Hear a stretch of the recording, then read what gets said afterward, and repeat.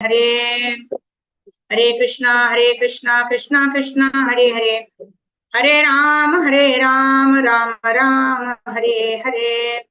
Hare Krishna, Dandavat pranams to all the devotees. Thank you all for joining in for our teachings of Lord Chaitanya session, study session today.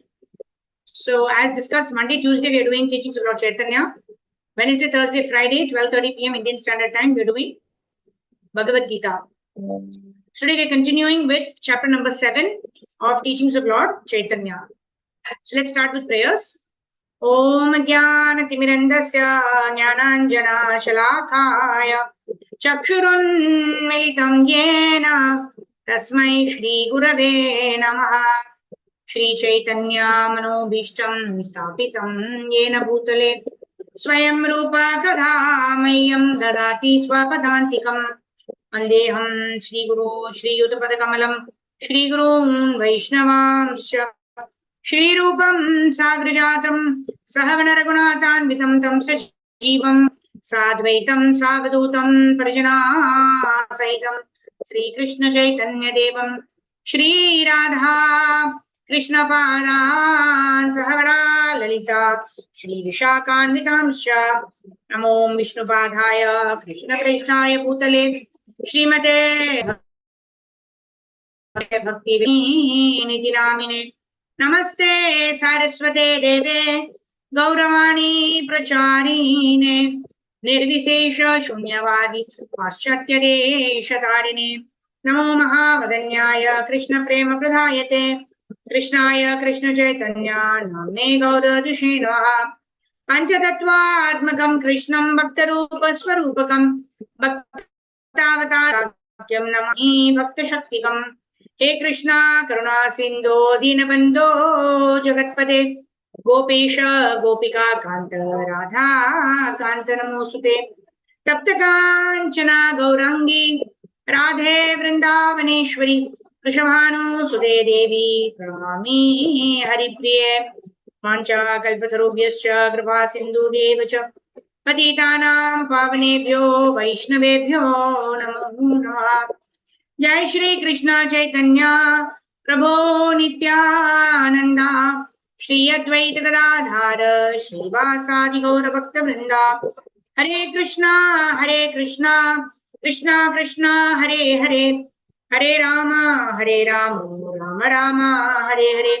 Hare Krishna Krishna Krishna Hare Hare Hare Rama Rama Rama Hare Hare Hare Krishna Krishna Krishna Hare Hare Hare Rama Rama Rama Hare Hare Gurave Gaurachandraya Radhikaya Taralye Krishnaya Krishna Bhaktaya Tadbhaktaya Namo Namaha Mukam Karoti Vachalam Pangum Langayate Girim Yat Kripa Tamaham Mande Shri Guru Dinatarinam Paramananda Madhavam Shri Krishna Chaitanya Mishwaram Harihi Om Tatsat.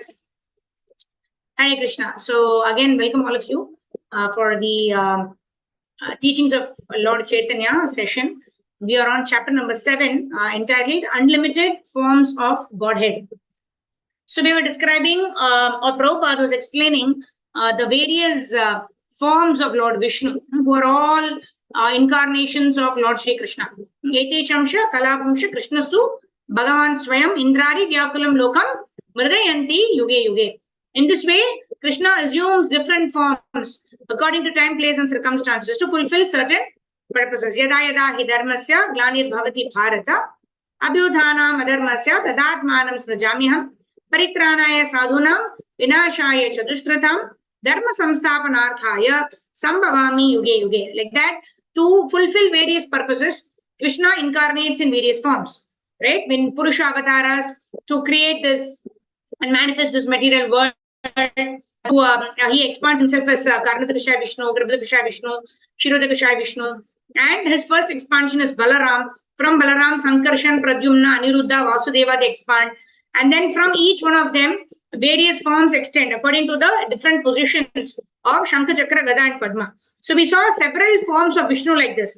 They're all in different Vaikuntha planets. and one who meditates on these different incarnations of the Lord, right? You also know of the predominant 11 important incarnations. Of course, the third chapter of the first canto talks about several incarnations of the Lord. More than 20 incarnations described. And it's also described they are all rivulets, like in the ocean. There are many, many waves like that. You cannot count the number of waves of the ocean. Similarly, Lord's incarnations cannot be counted. There are innumerable incarnations of the Lord for various purposes. However, Jayadev Goswami has written this, the 10 main incarnations in Dashavatara Stotra, where he talks about Matsya, Kurma, Varaha, Narsimha, Vamana, Parashurama, Sri Rama, Balarama, Buddha, and Kalki.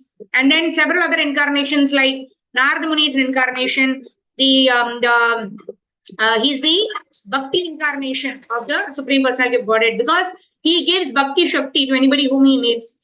Like this, the Lord expands into various incarnations to perform various activities which are required as per his desire.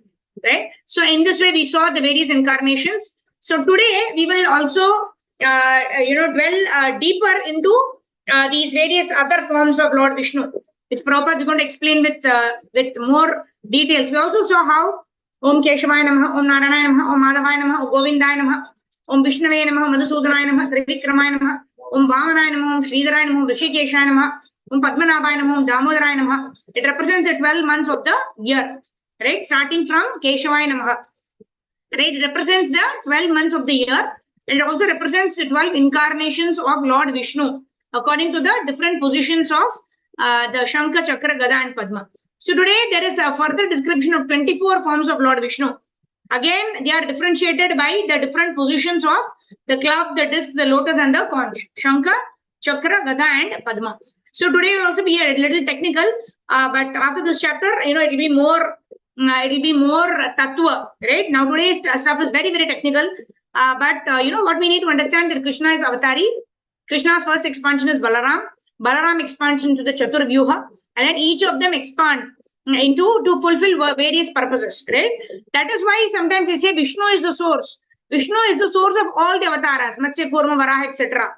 But Krishna is the source. Krishna is avatari, right? And then this particular verse also, Prabhupada explains how there is one candle. The one candle ignites several other candles. All the candles are equally potent as the first candle. But yet the first candle retains its position as the original candle. Similarly, Krishna is the avatari. Krishna is the Supreme Personality of Godhead. He is the source of all other Vishnu avatars. Right? However, all the Vishnu avatars are also equal to Lord Krishna. Right? In terms of the number of qualities, they also possess 60 qualities, Vishnu avatars. Right? We also saw how Krishna only possesses the 4 additional qualities.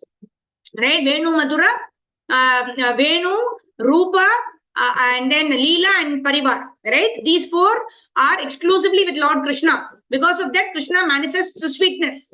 Right? Only Krishna has this kind of sweetness. Right? Whereas if you see Lord Ram, Narsimha, Vamana, Parashuram, etc., they're all Vishnu Tattvas. They all possess 60 qualities. But there is no Madhurya.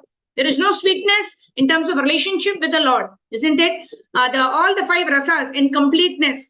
That means Dasya, Shanta, Dasya, Sakya, Vatsalya, and Madhurya can be all the 5 rasas, primary rasas. Of course, there are 12 rasas. There are 7 other secondary rasas also, like Hasya, the humor, the laughter, sometimes fear. They are also some kind of secondary rasas.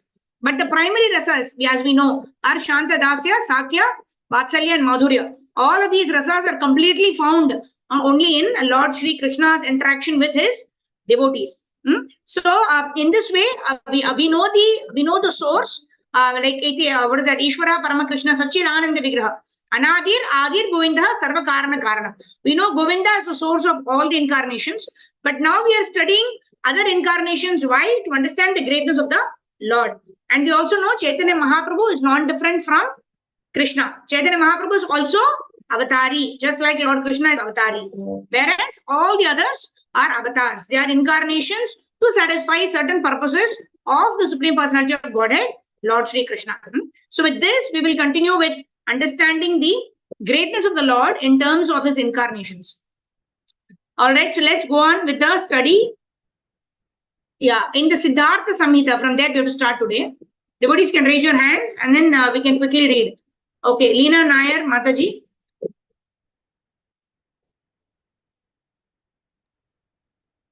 Hare Krishna. Yeah, Hare Krishna Mataji, Dandat Pranam. Oh, Hare Krishna, Dandat Pranam Mataji. Yes, go ahead. Yeah.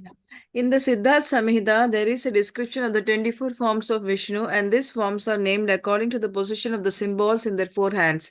When describing the position of the hands in the hands of Vishnu Murtis, one should begin with the lower right hand and then move to the upper right hand, to the upper left hand, and finally to the lower left hand. In this way, Vasudeva is represented by a club, conch shell, disc, and lotus flower. Sankarshana is represented by club, conch shell, lotus flower, where it is, and disc. Similarly, Pradyumna is represented by disc, conch shell, club, and lotus flower. Aniruddha is represented by disc, club, conch shell, and lotus flower. In the spiritual sky, the representations of Narayana are 20 in number and are described as follows: Sri Keshava, that is lotus, conch shell, disc, and club. Narayana, conch, lotus, club, and disc. Sri Madhava, club, disc, conch, and lotus. Sri Govinda, disc, club, lotus, and conch. Vishnumurti, club, lotus, conch, and disc. Madhusudana, disc, conch. This conch, lotus, and club. Trivikrama, lotus, club, disc, and conch. Sri Vamana, conch, disc, club, and lotus. Sridhara, lotus, disc, club, and conch. Sri Shikesha, club, disc, lotus, and conch. Padmanabha, conch, lotus, disc, and club. Damodara, that is lotus, disc, club, and conch. Parishottama, disc, lotus, conch, and club. Achyuta, club, lotus, disc, and conch. Narasimha, disc, lotus, club, and conch. Janardana, lotus, disc, conch, and club. Sri Hari, conch, disc, lotus, and club. Sri Krishna, conch, shell, club, lotus, and disc. Adokshaja, lotus, club, conch, and disc. And Upendra, conch, club, disc, and lotus. According to the Sirsa Pancharatra, there are 16 forms, and these are also named according to the position of the disc and so on. The conclusion is that the supreme original personality of Godhead is Krishna. He is called Leela Purushottama, and he resides principally in Vrindavana as the son of Nanda. It is also learned from the Sirsa Pancharatra that there are 9 forms protecting the 2 Puris known as Mathura Puri and Dwaraka Puri. These 9 forms are Vasudeva, Sankarshana, Pradyumna, Aniruddha, Narayana, Narasimha, Hayagriva, Varaha, and Brahma. These are different manifestations of the Prakasha and Vilasa forms of Lord Sri Krishna. Lord Chaitanya next informed Sanatana Goswami that there are different forms of Swamsha as well. And these are divided into the Sankarshana division and the Incarnation division. The Sankarshana division includes the 3 Purusha Avastaras, Karnodakshaya Vishnu, Garbhodakshaya Vishnu, and Shirodakshaya Vishnu. And the other division comprises the Leela Avataras, such as the Lord's incarnations as a fish and a tortoise. There are 6 kinds of incarnations: the Purusha Avataras, the Leela Avataras, the Guna Avataras, and the Manvantara Avataras. The Yuga Avataras and Satyavesha Avataras. Out of the 6 Vilasa manifestations of Krishna, there are 2 divisions based on his age, and these are called Balya and Pavanda. As the son of Nanda Maharaja, Krishna in his original form enjoys both these childhood aspects, namely Balya and Pavanda. We can conclude that there is no end to the expansions and incarnations of Krishna. Lord Chaitanya described some of them to Sanatana just to give him an idea of how the Lord expands and how he enjoys. These conclusions are confirmed in the Srimad Bhagavatam, Canto 1, Chapter 3, Text 26. There it is said that there is no limit to the incarnations of the Supreme Lord, just as there is no limit to the waves of the ocean. Krishna first incarnates as the 3 Purusha Avataras, namely... Okay, Hare Krishna Mataji. Thank you, thank you. Hare Krishna, thank you, Mataji. Hari Bol. Thank you, Haribol. Yeah. So this is what we discussed, right? In broad, we are talking about the various incarnations of the Lord. And basically, Krishna is the original Krishna, who's the completest form, right? Most complete form of Krishna is Krishna in Vrindavan Dham, wherein we can see all the 5 rasas manifesting in completeness. And then we saw Krishna in Dwaraka and Krishna in Mathura. Those are the two Puris which have been described here. Mathura Puri and Dwaraka Puri. Right? All of them also have Madhurya, but Dwaraka has more Madhurya, but also a little bit of Aishwarya, and whereas Mathura has more Aishwarya in comparison to Madhurya. And of course, Vrindavan is completely Madhurya. Right? We saw how even when Krishna shows himself as the Supreme Personality of Godhead, the Vrajavasis do not want to believe that Krishna is the Lord. They always think Krishna either as their son or as their lover or as their friend. And in this way, they want to serve and protect Krishna. Right? So that is the mode of the Vrajavasis, where there is no Aishwarya Bhava. Whereas in Dwaraka, the queens, right, although they have this loving reciprocation with the Lord, they have a little bit of Aishwarya also attached to them. Right? And Mathura, it is more of Aishwarya, right? When they know that, oh, Krishna is the Supreme Lord. And of course, there is a little bit of Madhurya also there, right? Because they also love Krishna. They want to serve Krishna with love, isn't it? So we also saw that all the 5 rasas have one predominating factor common in all of them. And what is that? That is Seva Bhav, right? Even gopis of Vrindavan, although they don't consider Krishna as a Lord, they are willing to give the dust of their feet for Krishna's one momentary relief from headache. Right? So the Seva Bhav, without any sense gratification, without any sense of selfless service, is common amongst all of these rasas. Right? So now the 6 kinds of incarnations. Prabhupada is talking about that. Right? Like we know that Krishna incarnates in various forms to fulfill various purposes. However, the various incarnations of the Lord can be divided into 6 categories to say. Right? What are those? Purusha avatars. Purusha avatara is basically the avatara that is there to create, manifest and maintain this material world, and also annihilation of this material world, right? For the Purusha avataras, it is basically Karana Krishna Vishnu, Garga Krishna Vishnu, and Kshuddha Krishna Vishnu. Leela avatars means the various leelas the Lord performs, right? There are so many leelas the Lord performs, like Ram Leela, recently we had a Ramayana, Ram Navami. Right? We studied all the 7 kandas of Ramayana, where we discussed the pastimes, right? How Guha washed the lotus feet of Lord Ram, how he was welcomed to the Chitrakoot forest, how Bharat ruled the Ayodhya for 14 long years as, taking the bhara or taking the responsibility, but with no authority, just to please Lord Ram. And then we saw how Lakshmana, he left his wife back in Ayodhya, whereas he simply served as a servant to Sita and Rama.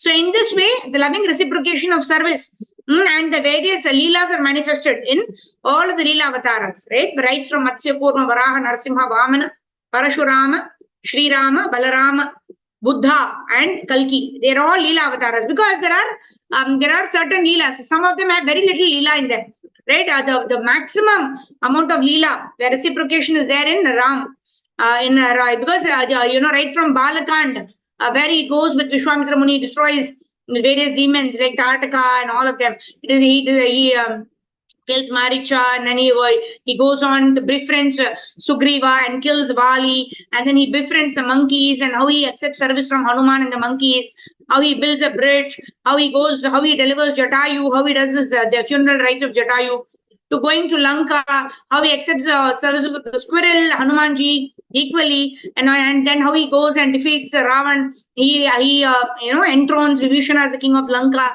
and then after 14 years he goes back to Ayodhya. So the entire Leela of Ram Leela is there, right? So these are all Leela avatars, wherein the Leelas are manifest according to the time, place, and circumstances, according to the objective of the avatar, isn't it?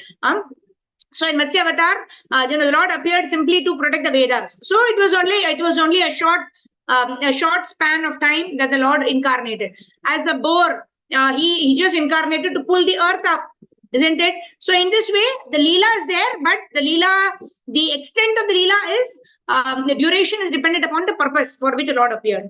Ram Leela was quite long. And then, of course, Krishna Leela is complete with all of the rasas, with the gopis, with the gopas, with Mother Yashoda and Nanda Maharaj, with with even the Akrura and the Dwaraka Vasis, the queens of Krishna like Rukmini, Satyabhama, and Kalindi, how he gets married to each of those princesses, and then his leelas with the Pandavas, like that wonderful leelas are there. The entire Mahabharata, right, talks about the leela of Lord Sri Krishna. And then, of course, the final the interaction with the Pandavas too, how he actually leads back to the Goloka Vrindavan Dham. So like that, various leelas are described. Those are all leela avatars, right? Manvantara avatars is, there are said to be 14 manus, right, in one day of Brahma, right? So those have specific responsibilities that have been assigned for the particular manu. Like currently we have the Vaivaswata Manu, who is actually reigning now, right? We had the original Manu, who's Swayambhuva, whose wife is Satarupa. They were only in charge of creating the progeny in this world, right? So each of the Manus have certain, they are all incarnations of the Lord, and they have expanded to fulfill certain purposes. And then you have the Guna avatars. Guna avatars, we have the Brahma, Vishnu, and Shiva, isn't it? Brahma is the creator of the universe, secondary creator of the universe. Vishnu is the maintainer. This Vishnu is the Karna Kashai Vishnu, right? Because at the time of annihilation, all the living entities, the Mahatattva, everything, they go into the body of Mahavishnu, Karna Kashai Vishnu, like that. And then again, when the world is created, again they come out into, and then they are energized by the glance of the Lord, and then they give life to the Mahatattva, like that, right? And then Shiva is, of course, for the annihilation of the Shiva Tandava that happens at the end when Pralaya happens, like that. And then you have the Yuga Avatars. Yuga Avatars, Chaitanya Mahaprabhu is the Yuga Avatar for the age of Kali, wherein he propagated Yuga Dharma, which is chanting Hare Krishna. And then we have Shakti Vesh Avatars. Shakti Vesh Avatar, we can say Narada Muni was a Shakti Vesh Avatar. He gave bhakti to everybody. So like there's various avatars of the Lord, various kinds of avatars of the Lord are there. And each of those kinds have several individuals. Like the Shakti Vesh avatars, there are many, many Shakti Vesh avatars, right? Displaying various opulences of the Lord, like that, right? And then Prabhupada here also talks about how Krishna in the spiritual world, Goloka Vrindavan, right? Krishna does not age at all. Even when he comes to Bhauma Vrindavan, even when he's in the war of Kurukshetra, when he is 125 years old, he does not look like an old man, right? He is eternally Nava Yauvana, right? And those kind of pastimes don't take place in the Goloka Vrindavan Dham. In Goloka Vrindavan Dham, Krishna exhibits his Balya Leela, and he's eternally in the form of Pauganda, right? Pauganda means Pauganda and Kishora Avastha, where there is no age going beyond Kishora Avastha, like that.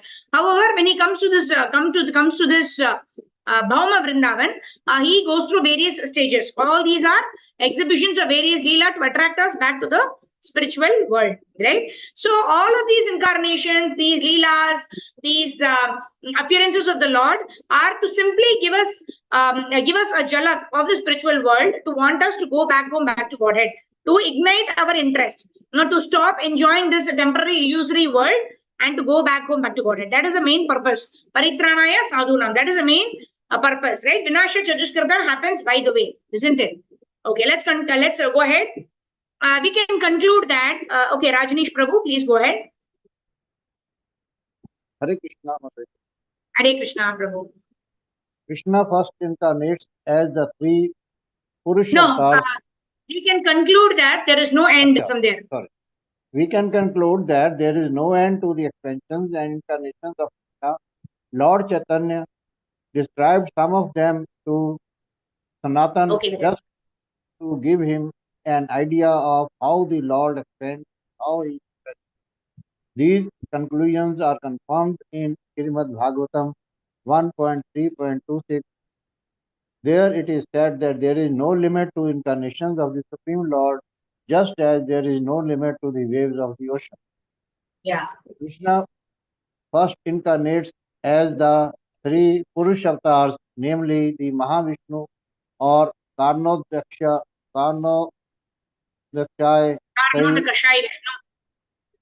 Vishnu, Vishnu, the Garbhodakshaya Sai Avatara, and the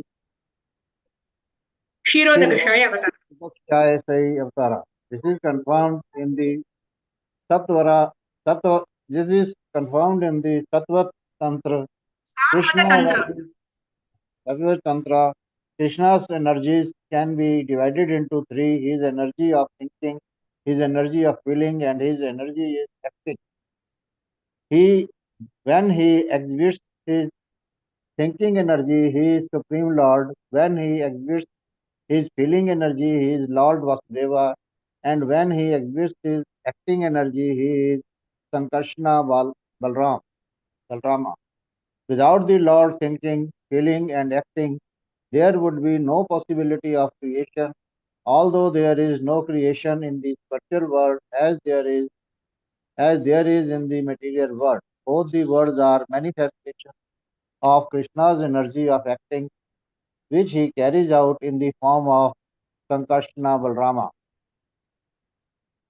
The spiritual, the spiritual world, the Vaikuntha planets, and the Krishnaloka is situated in Krishna energy of thinking. Although there is no creation in the spiritual world which is eternal, it is still to be understood that the spiritual planets depend upon the thinking energy of Lord. This thinking energy is described in the Brahm Samhita 5.2, where it is said the supreme abode known as Goloka is manifested like a lotus flower with hundreds of petals. Everything there is manifested by Anant, who is a form of Balarama or Krishna. The material cosmic manifestation and and its different universities are manifested through Maya or the material energy. But one should not think that the material energy or matter or material nature is the cause of cosmic manifestation. Rather, it is caused by Supreme Lord who uses his different expressions to act through material nature. In other words, there is no possibility of any creation without the superintendence of the Lord. The form of the Lord who creates the energy of material nature to bring about creation is Sankarsana. And it is understood that this cosmic manifestation is created when the material nature comes in contact with superintendent energy of the Supreme Lord Sankarsana. The example is given of iron becoming hot in contact with fire, and when red hot, acting just like fire. In Srimad Bhagavatam 10.46.31, it is said that Balram and Krishna are the origin of all living entities, and these two personalities enter into everything. A list of incarnations is given in Srimad Bhagavatam 1.3, and they are as follows: the Kumaras, Narda, Varaha, Matsya, Yajna, it is not there. Matsya, Yajna, Nar Narayana, Kardam, Kardami Kapila, Dattatreya, Heya, Heya Sirsa, Hamsa, Dhruv Dhruv, Priya, Dhruva Priya, और कृष्णी गर्भ, Garva, Rasabha, Pratu, Prithu, Narasimha, kurma, Dhanvantari, Mohini, वामना, Bhargava और रविंद्र, परशुरामा, परशुरामा, राघवेंद्र, व्यास, परलंबरी, Balram, Krishna, Buddha, and Kalki. Because almost all of these 25 Leela avatars appears in one day of Brahma, which is called a kalp. They are sometimes called kalp avatars. Out of these incarnations, Hamsa and Mohini are not permanent, but Kapila, Dattatreya, Rasabha, Rasva, Dhanvantari, and Vyasa are five eternal forms, and they are more celebrated. Kurma, the tortoise incarnation; Matsya, the fish; Narnarayana, Varaha, the boar; Hyas, शिक्षा, Hyasa, Krishni गर्भ, Garbh, and and are considered incarnation of Vaibhav. Similarly, there are three Guna avatars or incarnations of qualitative qualitative modes of nature, and these are Brahma, Vishnu, and Shiva. Yeah. There So we are saw all of 14, these incarnations. Now these are some of the names in these incarnations.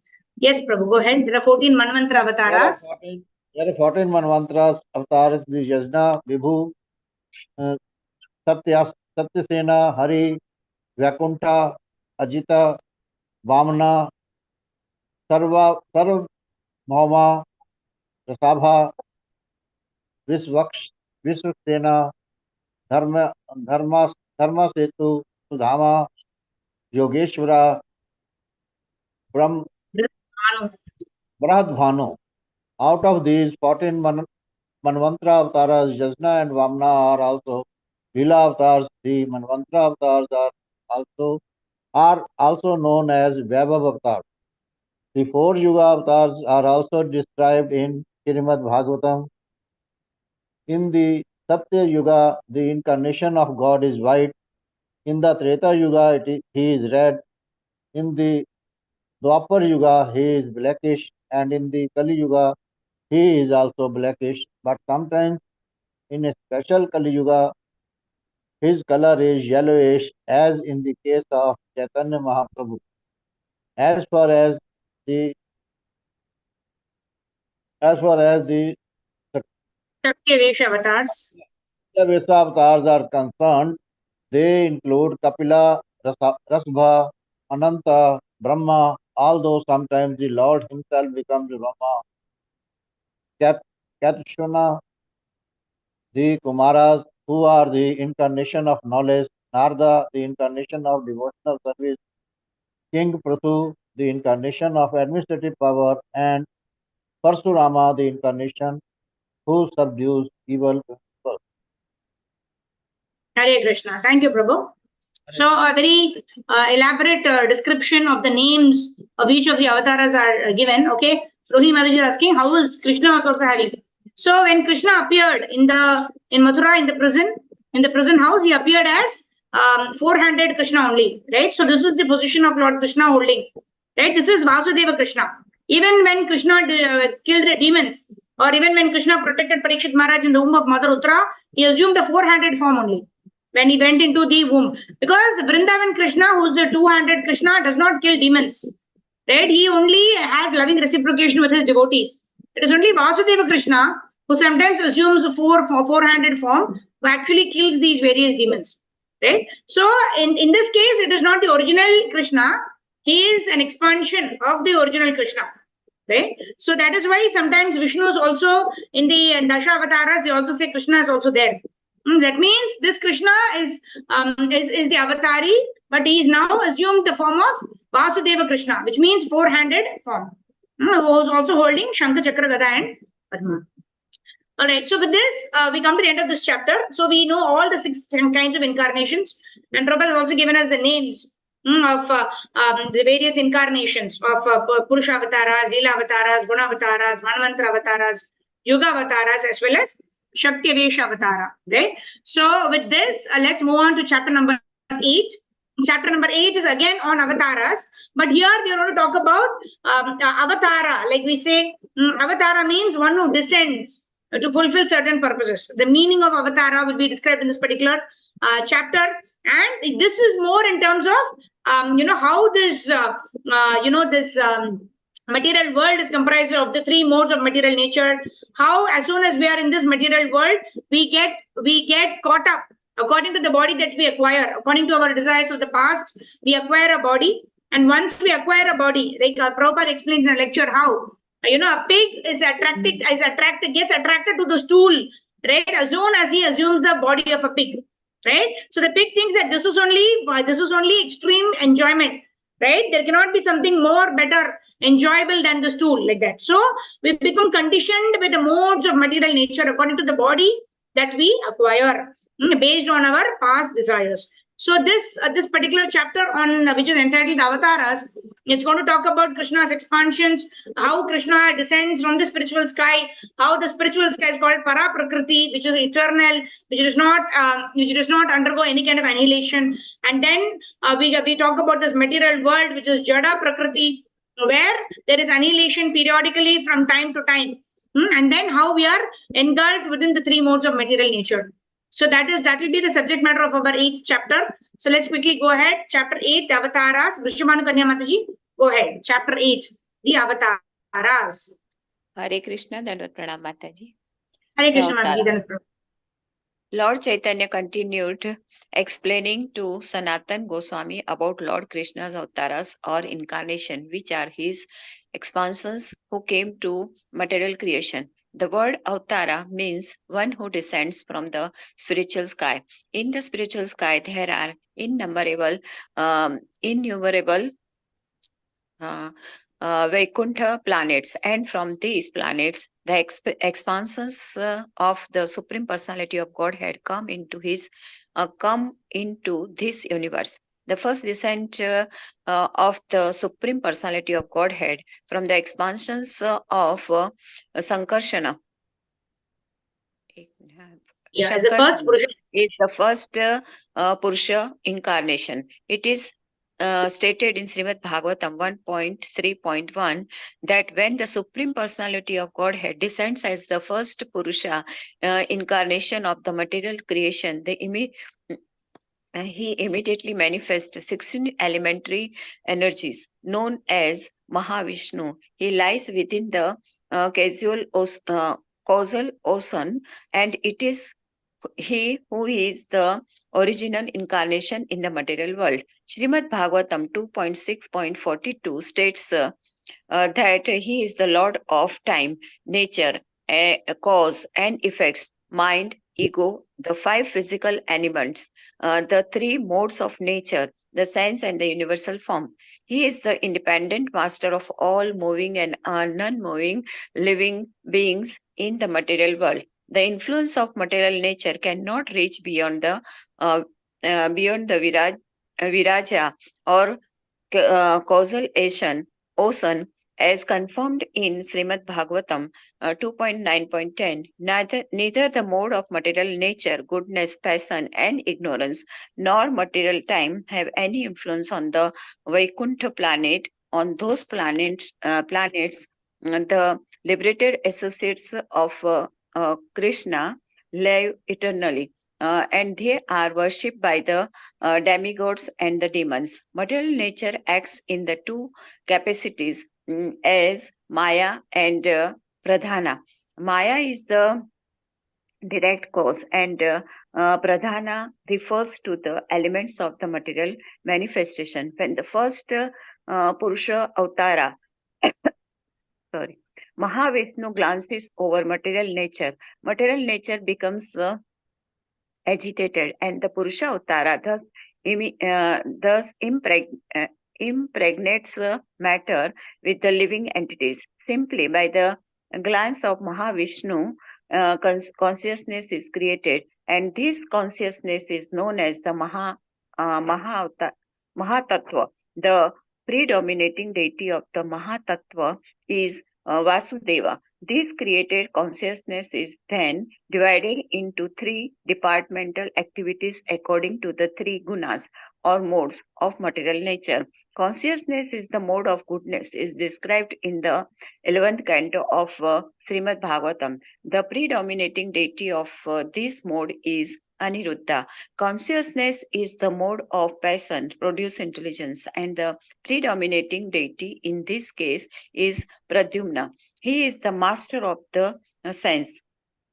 Consciousness in the mode of ignorance causes the production of ether, the sky, and the ear. The cosmic manifestation is combination of all these modes, and in this way, innumerable universe are created.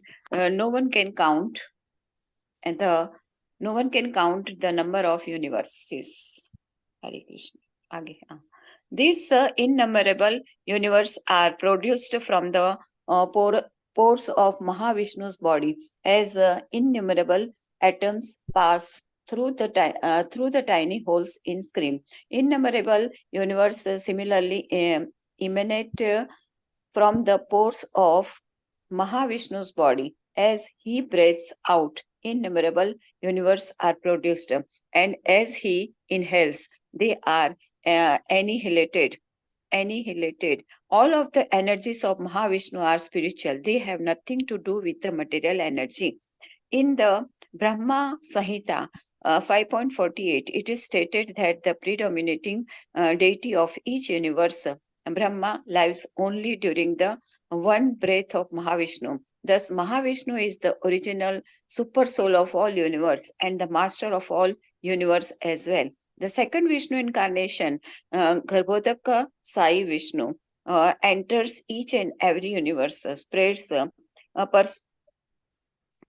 perspiration from his body and lies down on the water. From his navel grows the stem of a lotus flower, and on that lotus flower, the first creature, Brahma, is born. Within the stem of that lotus flower are the 14 divisions of planetary system, which are created by Brahma in the form of Garbhodak Sai Vishnu. The Lord maintains each universe and tends to its needs, although he is within each material universe. The influence of material energy cannot touch him.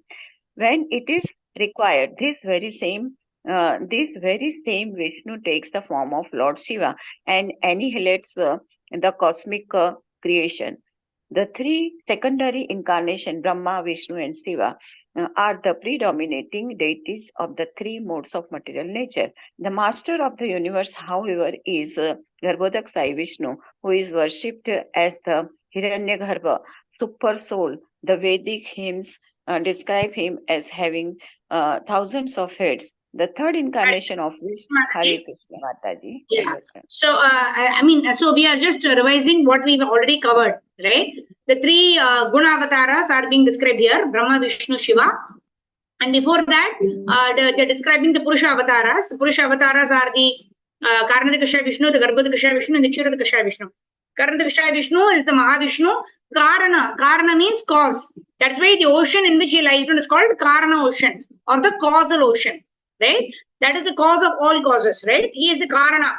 And from his body, the various pores, from his pores of the body, various universes are created. Each of these universes, again, this Karanadakasha Vishnu enters as Garbhodakasha Vishnu. From this Garbhodakasha Vishnu, we already saw how from his navel there is a stem that comes out, right?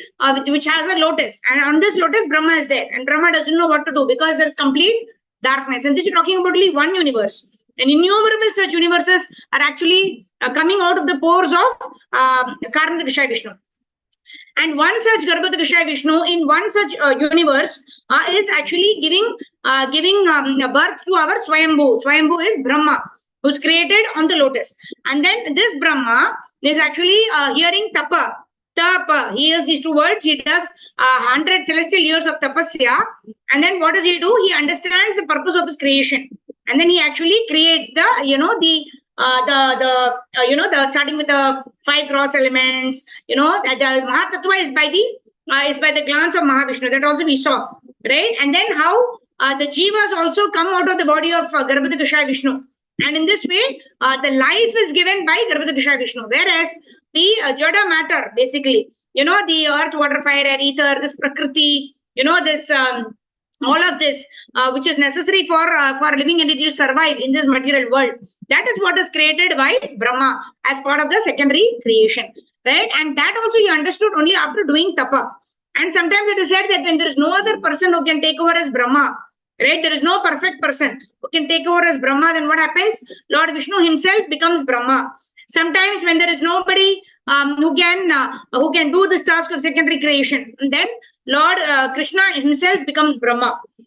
So in that way, the original Mahavishnu, the Karanadakasha Vishnu and the Garbhodakasha Vishnu, they are very nicely described. And then finally, Hiranyagarbha, super soul, it actually refers to Kshirodakasha Vishnu. Right? Kshirodakasha Vishnu, he has a place actually. He resides, Kshira means milk. He resides in an ocean of milk within the universe. And then he expands himself in the heart of every living entity. And that's why it's called, he's also called as the super soul or the Paramatma.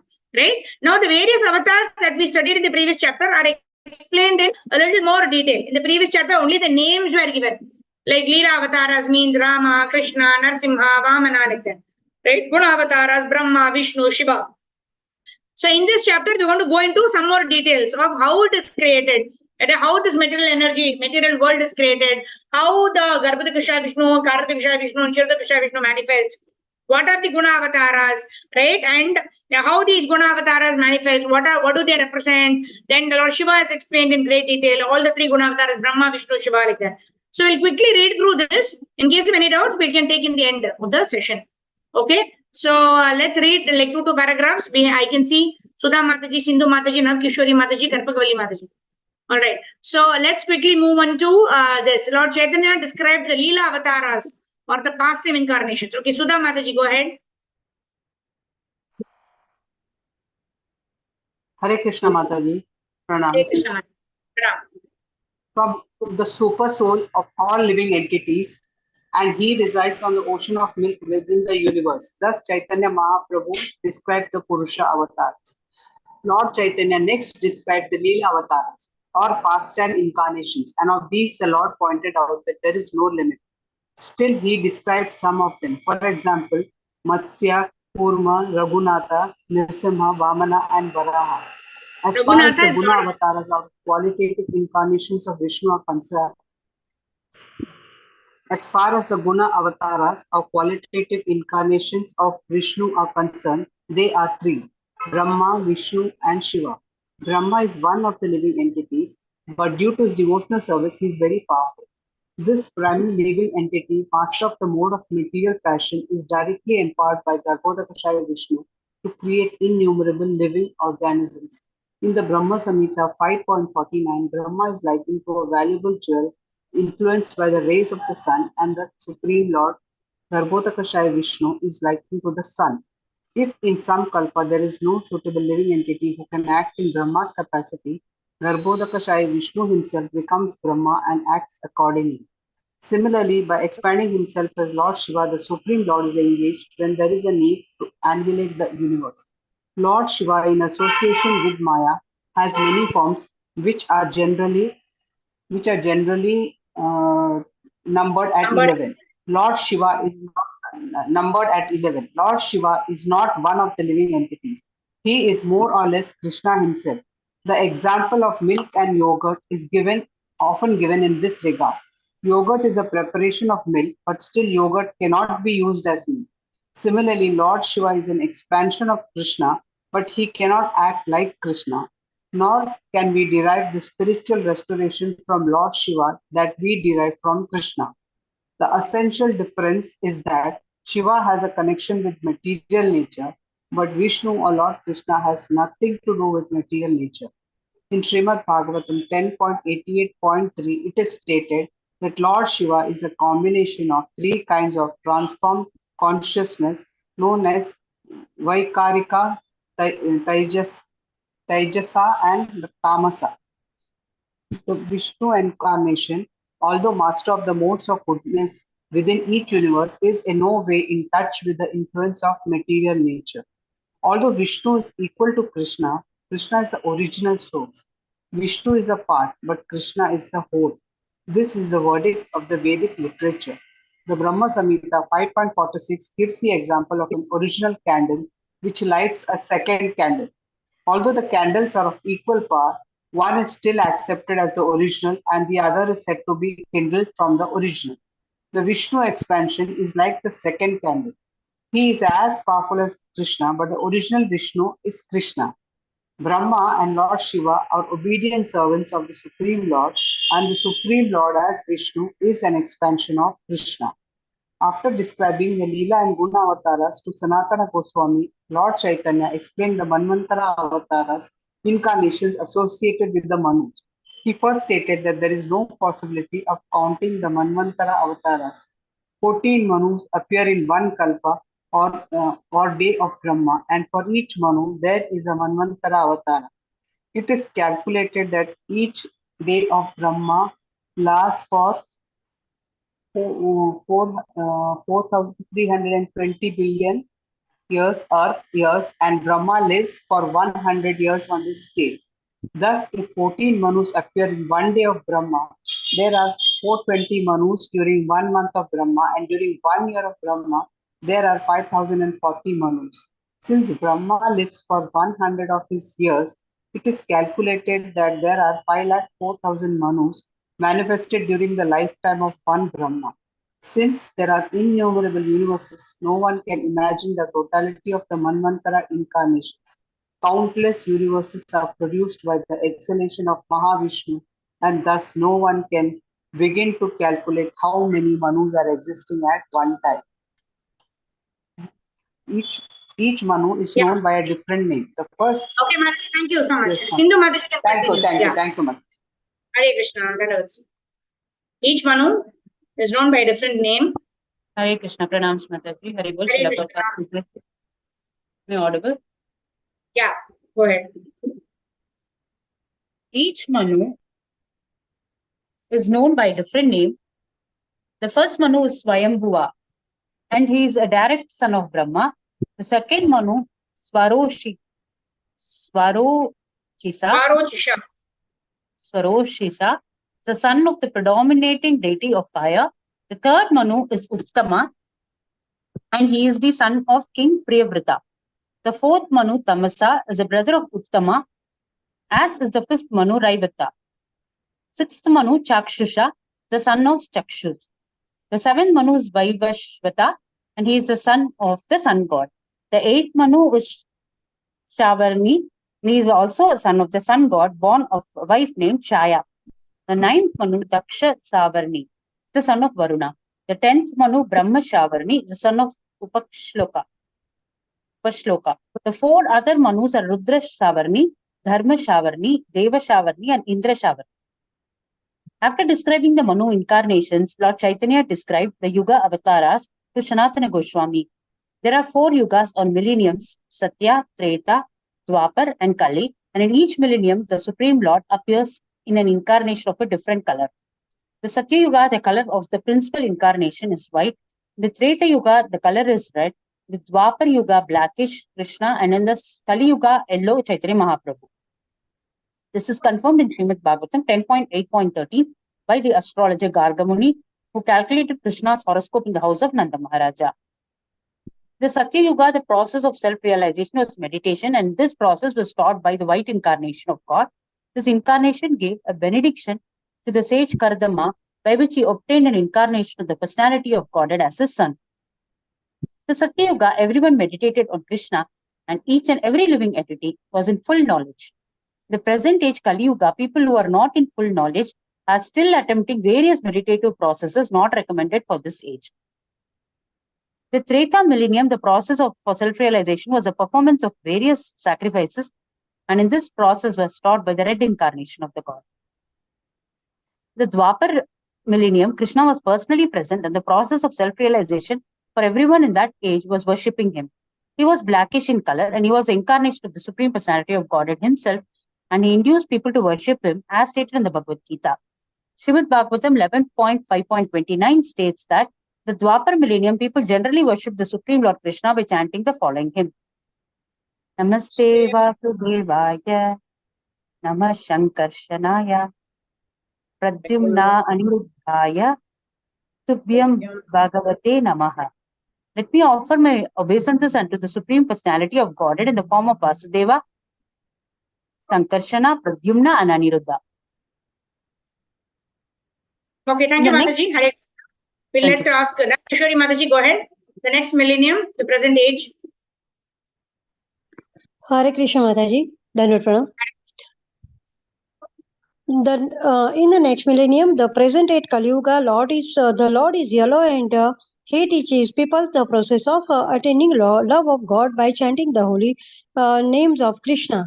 This process is shown personality by Krishna in the form of Chaitanya Mahaprabhu, and he exhibits love of Godhead by chanting, singing, and dancing with thousands of people following him. This particular incarnation of the Supreme Personality of Godhead is foretold in Srimad Bhagavatam 11.5.32. Krishna Varnam Tvisha Krishnam Sangopana. Mataji, can you please sing? Krishna Varnam Tvisha Krishnam Sangopangastra Parshadam Yajnai Sankirtana Praye Yajanti Sumedasaha. Thank you, Mataji. Hare Krishna. In the age of Kali, the Lord incarnates as a devotee and is always chanting Hare Krishna, Krishna Krishna, Hare Hare, Hare Rama, Rama Rama, Hare Hare. Although he is Krishna, his complexion is not blackish, like Krishna's in Dwapar Yuga, but is golden. He always engages in preaching love of Godhead through the Sankirtana movement, and those who are intelligent adopt this process of self-realization. So, Srimad Bhagavatam 12.3.52 also states, कृते यध्यायतो विष्णुं त्रेतायां यजतो मकैः द्वापरे परिचर्यायां कलौ तद्धरिकीर्तनात्. So the processes are described in this verse. Yes, Mataji, could you please read the translation? Thank you. The self-realization achieved in the Satya millennium by meditation, in the Treta millennium by the performance of different sacrifices, and in the Dwapara millennium by worship of Lord Shri Krishna can be achieved in the age of Kali simply by chanting the holy names Hare Krishna. This is confirmed in Vishnu Purana 6.2.17. ध्यायन् कृते यजन् यज्ञैः स्त्रेतायां द्वापरेर्चयन् यदाप्नोति तदाप्नोति कलौ संकीर्त्य केशवम्. In this age, there is no use in meditation, performance of sacrifices of temple or temple worship. Simply by chanting the holy name of Krishna, Krishna, Krishna Krishna, Hare Hare, Hare Rama, Rama Rama, Hare Hare, one can achieve perfect self-realization. When Lord Chaitanya described the incarnation for this age of Kali, Sanatana Goswami, who had been a government minister and was perfectly capable of drawing conclusions, asked the Lord, how can one understand the advent of an incarnation? From the description of the incarnation for the Kali millennium, Sanatana Goswami could understand the Lord Chaitanya himself was that incarnation of Krishna, and he could also understand that in the future many people would try to imitate Lord Chaitanya because the Lord had played as an ordinary Brahmana Brahmana, though his devotees accepted him as an incarnation. Since Sanatana knew that there would be many pretenders, he asked the Lord, how can one understand the symptoms of an incarnation as one can understand the difference? Thank you, Mataji. Hare Krishna. Hare Krishna, that is pronounced. So I hope everybody is following, right? We've studying the various kinds of incarnations, right? And the various processes for each yuga, right? Meditation in Satya Yuga represented by white incarnation, which is a Hamsa or the swan. And then you have the Treta Yuga where Yagneshwara in the color of red is the predominating deity. And what is the process? Yajna, performances of various yajnas is the process for perfection in the Treta Yuga. In Dwapara Yuga, Krishna personally incarnates in his Shamasundara form, bluish blackish form. And since he is directly incarnating, the deity worship or the worship of the Archa Vigraha form in the temples is considered to be the best process in the age of Dwapara Yuga for achieving love of Godhead. And in Kali Yuga, we all know the golden incarnation, Chaitanya Mahaprabhu himself, who has appeared to simply propagate Yuga Dharma, which is chanting Hare Krishna, Krishna Krishna, Hare Hare, Hare Ram, Ram Ram, Hare Hare. So that is what is given, and various verses from Bhagavatam and other scriptures which are giving these processes and giving these predominating deities of each of those yugas, which will enable us to attain the Supreme Personality of Godhead. And then finally, Srila Prabhupada is also explaining how Chaitanya Mahaprabhu is explaining to Sanatana Goswami, right? Anybody, Chaitanya Mahaprabhu is himself the incarnation of the Lord. He is avatari. So in future, especially we see in Kali Yuga now, almost in every roadside we have an incarnation, or at least we have a person who claims himself to be an incarnation. So how do we Krishna himself tells in Bhagavad Gita how, Prabhupada mentions in one of the purports, if anybody claims to be an incarnation, ask him to show his Virat Rupa or ask him to lift the Govardhan hill.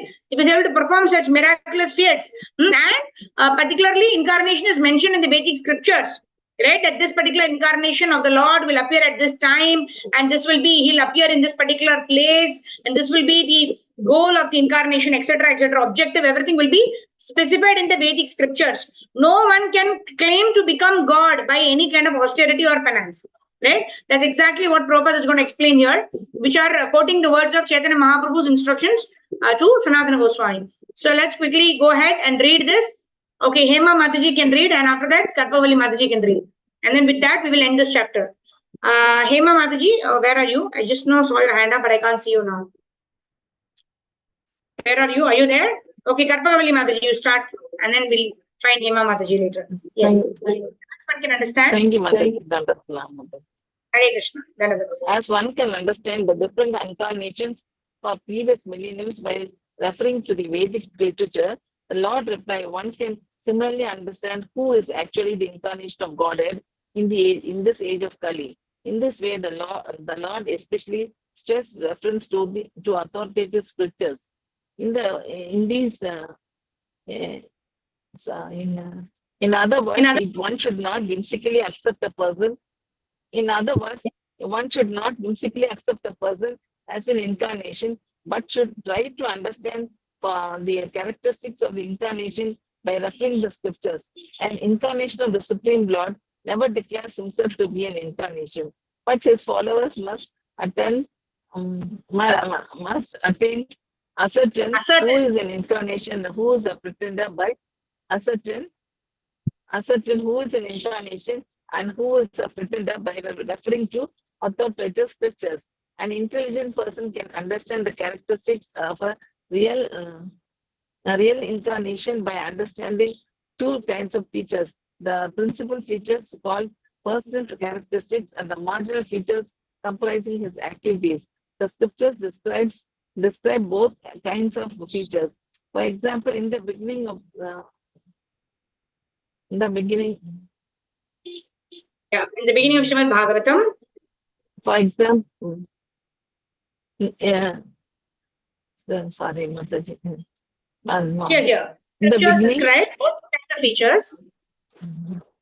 The scriptures describe both the kinds of features. For example, in the beginning of Srimad Bhagavatam 1.1.1, the features of an incarnation are nicely described. In that verse, the two terms Param, Supreme, and the Satyam, Truth, are used. And the Lord Chaitanya indicated that these words reveal Krishna's principal feature. The other marginal features are that he taught Vedic knowledge to Brahma and incarnated as the Purusha Avatara to create the cosmic manifestation. These are occasional features manifested for some special purpose. One should be able to understand that and distinguish the principal and marginal features of an avatara. No one can declare himself as an avatara without referring to these features. An intelligent man will not accept anyone as an avatara without studying the principal and marginal features.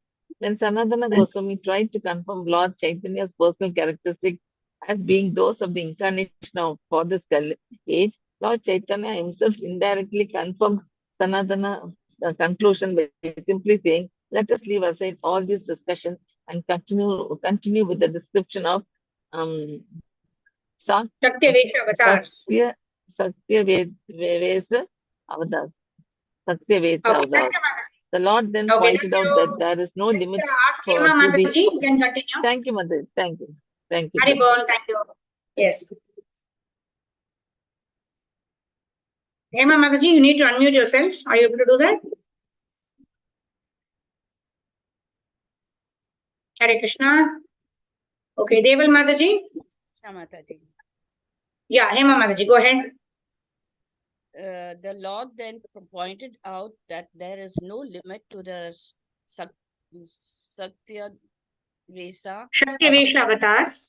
The avatars, but that some can be mentioned as examples. The Satyavesa incarnations are of two kinds, direct and indirect. When the Lord himself comes, he is called as Saksat or direct Sakshat or direct Sakshat Avatara, and when he empowers a living entity to represent him, that living entity is called an indirect or Avesa incarnation. Examples of indirect avatars are the four Kumaras, Narada, Pruto, and Parsurama. These are actually living entities who are given some specific power by the Supreme Personality of Godhead. When a specific opulence of the Supreme Lord is invested in specific entities. They are called Avesa avatars. The four Kumaras represent the Supreme Lord's opulence of knowledge. Narada represents devotional service to the Supreme Lord. Devotional service is also represented by Lord Chaitanya, who is considered the full representation of devotional service.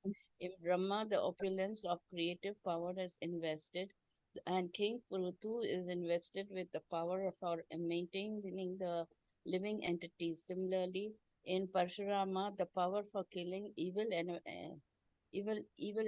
elements is invested as for Vibhuti, or the special favor of the Supreme Personality of Godhead.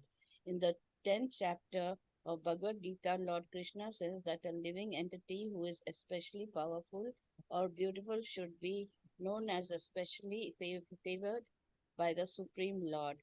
Examples of direct or sakshat sakya Sakyasvesa Shaktivesh avatars. are Sesa incarnation and the Ananta incarnation. In Ananta, the power for sustaining all the planets is invested, and the Sesa incarnation is invested with the power for serving the Supreme Lord. After describing the Satya Vesa incarnation, Chaitanya Mahaprabhu began to speak about the age of the Supreme Lord. He said that the Supreme Lord Krishna is always like a 16-year-old boy, and when he desires to ascend to this universe, he first sends his father and mother, who are his devotees, and then he himself appears.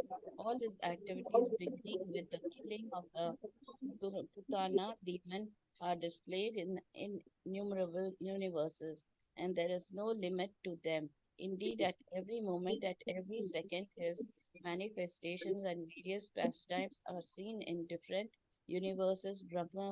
Brahmadas, thus his activities are just like the waves of the Ganges river, just as there is no limit to the flowing of the waves of the Ganges. There is no cessation of various features of Lord Krishna's pastimes in different universes. From childhood, he plays many pastimes, and ultimately he exhibits the rasa dance. It is Hare said Krishna. Thank you, Mataji. So here, so all the incarnations of the Lord are described, and then finally, the avatari is being described by Chaitanya Mahaprabhu to Sanatana Goswami. He's saying all of these incarnations are, are represented by like the waves of the ocean. One cannot count the waves. Similarly, there is no limit to the number of incarnations. And here, when he's describing Krishna himself, he's saying the various pastimes are eternally happening in various universes. Like we told about Karanaksha Vishnu, from the pores of his body, various universes are manifesting. In various universes, in one day of the life of Brahma, Lord Krishna personally appears, isn't it? And whenever Krishna appears in the Kali Yuga, Chaitanya Mahaprabhu appears. Right? So all these described pastimes of Krishna are eternal and they are countless like that. Okay, so we'll end with Deval Mataji today. Okay, Mataji, go ahead. It is said that Hare Krishna Mataji, Dhanvatana. Hare Krishna. Dhanavad. Said that all the pastimes of Krishna are eternal, and this is confirmed in every scripture. Generally, people cannot understand how Krishna performs his pastimes, but Lord Chaitanya clarified this by comparing the performance of his pastimes to the orbit of the sun. According to Vedic astrological calculations, the 24 hours of a day are divided into 60 dandas. The days are again divided into 3,600 palas. The sun disk can be perceived crossing the sky in steps of 60 palas each, and that time constitute a danda. 8 dandas make one prahara, and the sun rises and sets within 4 praharas. Similarly, 4 praharas constitute one night, and after the sun rises, and just as the sun can be seen in its movement through 3,600 palas, all the pastimes of Krishna can be seen in any of the universes. Lord Krishna remains in this universe for only 125 years, but all the pastimes of that period are exhibited in each and every universe. These pastimes include his appearance, the activities of his boyhood and youth, and his later pastimes, including those at Dwaraka. Since all these pastimes are present in one or another of the myriad universes at any given time, they are called eternal. Just as the sun is eternally existing, although we see it rise and set, appear and disappear according to our position on the earth. So Krishna's pastimes are eternally going on, although we can see them in this particular universe only at a certain intervals. As stated earlier, Krishna's abode is the supreme planet, known as Goloka Vrindavan. And by his will, this Goloka Vrindavana is manifested in the universe and in other universes as well. Like Krishna's name, fame, and everything else directly connected to him, Goloka Vrindavana is absolute and is therefore equal to him. Thus, the Lord is always in his supreme abode, Goloka Vrindavana, and by his supreme will, his activities there are also manifested at particular places in innumerable universes. And whenever and wherever Krishna appears, he displays his six opulences. Hare Krishna, Mother Internet Pranam. Thank you. Hare Krishna, Dhanadhana. Hare Krishna. So very wonderfully we completed chapter number 8. Very beautiful chapter wherein all of the incarnations are described, all the 6 different kinds of incarnations are described, and finally Chaitanya Mahaprabhu talks about Krishna himself, and Sanatana Goswami is telling Chaitanya Mahaprabhu that you are an incarnation of the Lord because I can see that you fulfill all the conditions. And Sanatana Goswami is saying that anybody can claim themselves to be the Supreme Lord. And then Chaitanya Mahaprabhu tells that, the incarnation of the Lord is specified in the scriptures. One cannot pose himself or become an incarnation of the Lord. And then Sanatana Goswami says, Chaitanya Mahaprabhu, you are yourself the incarnation of the Supreme Lord. And then Chaitanya Mahaprabhu changes the subject. And then he comes to Shakti Vish avatars. And finally, he describes Krishna. He describes, all of these 25 incarnations of the Lord, which are described in Bhagavatam, 1st canto, 3rd chapter. Krishna is the source of all incarnations. He also called Kalpa avatars, because all of them appear in one day, which is called Kalpa. One day of Brahma, which is called Kalpa. And then finally, Krishna is the Supreme Personality of Godhead. He's avatari. His pastimes are innumerable. His incarnations are innumerable. We cannot describe completely the incarnation or the purpose of the incarnation of Krishna. And then finally, Prabhupada ends by quoting Chaitanya Mahaprabhu, where he's saying that Goloka Vrindavan Dham, which is the supreme abode of Krishna, is also non-different from Krishna. So the next chapter, we're going to talk about the 6 opulences of Krishna, which is given by Parashara Muni. Aishwaryasya Samagrasya Viryasya Yashasya Shriya Jnana Vairagyayasya Sannam Bhaga Itingana. The 6 opulences of Krishna will be described in great detail in the next chapter. Chaitanya Mahaprabhu himself will be describing this to Sanatana Goswami, and then along with Prabhupada's purports, which will help us understand the opulences of the Supreme Personality of Godhead. So these chapters, initial chapters, we are understanding from the mouth of lotus mouth of Chaitanya Mahaprabhu himself the glory of the Supreme Personality of Godhead, Lord Sri Krishna. So teachings of Lord Chaitanya ki Jai, Jagadguru Srila Prabhupada Srila Gurudev ki Jai, Ananta Koti Vaishnava Vrinda ki Jai, Nitai Gaur Premanande, Hari Hari Gaur. We'll quickly do Harinam Sankirtan, by which time devotees can switch on your cameras and also raise your hands in case you have a doubt or you want to share anything. Then we'll take your questions and also we will take any realizations that you have. We will also take up that. So quickly, let's do 2-3 minutes of Harinam Sankirtan and then we'll come back to you.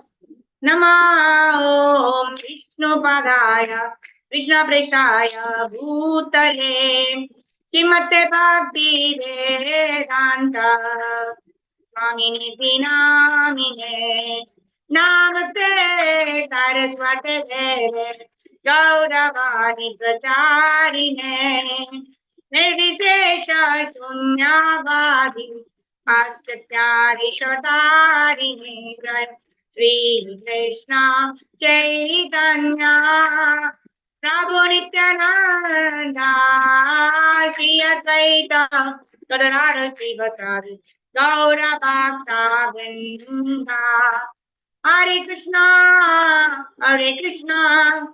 Krishna Krishna Hare Hare Hare Rama Rama Rama Hare Hare Hare Krishna Krishna Krishna Hare Hare Hare Rama Rama Hare Hare Jaya Gauranitai Jaya Gauranitai Jagannatha Jaya Baladeva Jaya Subhadra Jaya Sudarshana Jaya Balagopal Jaya Balagopal Jaya Radha Madhava Radha Ram Sundar Radha Rat Bihari Radhe Jaya Prabhupada Prabhupada Gurudev Jaya Jaya Gurudev Nitai Gaur Hari Bol Hari Bol Hari Bol Hari Bol Shri Harinam Sankirtan ki Jai Jagadguru Srila Prabhupada Srila Gurudev ki Jai Anand Gauti Vaishnava Vrind ki Jai Nitai Gaura Premanande Hari Hari Bol. Hare Krishna. So I see Nagaveni Mataji's hand up. All right, we'll come back to you. Rohini Mataji, Rajini Sharma Prabhu, Rishabhanu Kanya Mataji, Sindhu Mataji, Karpagavali Mataji. Okay, all our usual devotees have joined in. Thank you very much.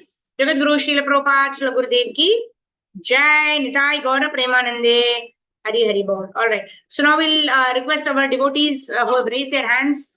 Okay, Rohini Mataji, we asked you first. Your camera is on. Yes, Mataji, you have a query? You want to share something? Mataji, in this chapter, no, that third paragraph, they are saying they will be worshipped by devotees and demons. I don't understand who demons, Mataji, and how demons will worship Lord. Oh, we know a very prasiddha demon who worshipped the Lord. Who's that? I give you 2 minutes. Vritrasura, Prahlad Maharaj, isn't it? Prahlad Maharaj, son of Hiranyakashipu. So the demons are not necessarily those who have 2 horns and teeth coming out. Those are not demons. Those are not that description that is given in the pictures of various books. They are not demons. Demons are those who don't accept the Lord to be the Supreme Personality of Godhead. So we cannot say that those who are born in the demon clan, they are all demons. Right? They may be born in the dynasty of the demons, but there are very pure devotees there. Prahlad Maharaj, we have Bali Maharaj, we have Vritrasura, right? They're all born in Asura clan, but they all accept the Supreme Lord. That is why it is said that it is not by birth that one is determined to be a demon or Devata. Right? Prahlad Maharaj said, I am born in the family of demons. How will I pacify Narasimhadev? And then even Brahmaji, Lakshmi Devi could not pacify. And Narasimhadev was only pacified by Prahlad Maharaj, who was apparently a demon, right? He was born in the Asura Kula, but his consciousness was that of a pure devotee of the Lord. Yeah. So some may be born in the family of demons, but by their activities, by their consciousness, they excel even the Devatas, right? Who also are Sakama Bhaktas, right? They also have some material desires. But some people who are born in the demonic family also, they transcend the Devatas also by their surrender to the Lord, by their devotion and dedication to the Lord. Is it okay? Yeah, understood. Mataji, one more question I have. Can I ask for someone else? Yeah, okay. We'll ask Nagavani Mataji. Is it for question or for reading, Mataji? Nagavani Mataji? Can you unmute yourself? Okay, Rohini Mataji, you can go ahead. Hare Krishna Mataji, Dandvat Pranam. Hari Bol. Yes, Mataji. Sorry, Mataji. One thing I wanted to tell you, that day you asked me to send chart ना, वो किस में भेजना था? मैंने chart बनाया मगर वो किस में भेजना था? Send it to me. अच्छा, send it to me. Oh, yeah. And after that, what happened? My sister-in-law was not well. She was being admitted Okay, to Mataji, hospital. we are running short of time. It's already 2 o'clock. Yeah, so I you know, just in send a fact, WhatsApp message. Ravana also worshipped Shiva, no, Mataji? Ravan. Yeah. So, correct. Yeah, demons always worship Devatas because they have some sense gratificatory purpose to be served. But those who are demons sometimes worship only the Supreme Lord and they don't have any desires. We're talking of those kind of demons who are apparently demons but are greatest devotees of the Lord. Those demons are referred to here. But Ravana was a demon, even by his characteristic, he was a demon only because he wanted to usurp and enjoy Sita Devi. He wanted to capture properties of other people. He was an aggressor. That's why Lord Ram killed him, isn't it? So he's a demon by character. Prahlad Maharaj is apparently born in a demonic family, but he's a pure devotee of the Lord. Yes, Rohini Mataji, anything else? Mataji, about that Lord Shiva, now here it is saying how that differentiation they've said about the curd and yogurt. But Mataji, isn't it that demigod, when the annihilation happens, all the demigods also are annihilated, right? So by that definition, then how even Lord Shiva is annihilated? No. Lord Shiva, he eternally lives in Kailash, which is in the spiritual plane, which is in the spiritual world. When he comes to this world, then he incarnates as, that is, Rudra is supposed to be the original form of Lord Shiva. When he incarnates and comes as Shiva, he takes on the responsibility of the tamasic people. He becomes in charge of the Tamo Guna. Like Brahma becomes in charge of the Rajo Guna and Vishnu becomes in charge of the Sattva Guna. Whereas Krishna is eternally in Shuddha Sattva platform. He does not come into contact with the material world. His various incarnations, his reputed agents actually take care of the administration of the material world. And when they get in contact with the material nature, little bit of influence happens. They don't become under the control, but the association happens. And that is where Krishna and Shiva, right? Shiva has got 55 qualities, right? When Shiva comes down to this material world to become in charge of the annihilation of this material world, it becomes like milk turning into yogurt. When milk gets fermented, it becomes yogurt. But milk is the source of yogurt also. So Shiva is also as pure as Krishna, but when he takes on this function of this annihilation, he comes to this material world and then he takes on a little bit of qualities of Maya. He's not under the control of Maya. He becomes in charge of the Tamoguna. And in this way, he becomes like curd. So milk and curd are both different, yet milk is the source of curd. And Shiva is not Jiva Tattva. Shiva is Shambhu Tattva. He is eternally present in the spiritual world. His Loka Kailash is in the spiritual world. It is below the Vaikuntha planets. Right? So Shiva is never annihilated. Shiva is not a Jiva Tattva. Whereas Brahma, Indra, all are Jiva Tattvas. If there is no perfected being, Krishna himself becomes Brahma. Krishna himself becomes Indra. But Shiva is Shiva, and he is also transcendental to the three modes of material nature. But he assumes the role of being in charge of Tamoguna. But then why we call him demigod, Mataji, then in that case? Yeah. Ekala Ishvara Krishna Ara Sabhabritya. Only Krishna is the supreme personality of Godhead. Everybody else is a servant of the Supreme Lord. Right? You can be a demigod. Even you and I are also called Ishvara. We are all very, very minute controllers. The word Ishvara means who is controlling. Right? Krishna is the supreme Ishvara.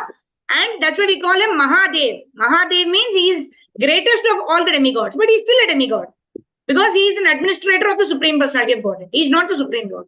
He is Vaishnavanam Yatashambhu. All right? Okay. Thank you, Mataji. Deval Mataji, anything from your side? Mataji, you have to unmute yourself. Yeah. Now I can. Sorry, Mataji. So, yeah, just an extension of this. So Shiva is not a position, right? Because I'd heard in ICF Bhagavatam class only that it's a post. So whenever a new Brahman is there, then there's a new Shiva. So it's wrong, right? No. Shiva is never a position. Shiva is always one person, right? Brahma, Indra, they're all positions. Right? Yeah, it's not like Brahmaji. Because what is in Krishna also tells in Bhagavad Gita, Brahma Bhuvana Loka Punaravartino Arjuna. So Brahma Loka is the highest planet of this material world. So when this entire pralaya happens, even Brahma Loka gets destroyed.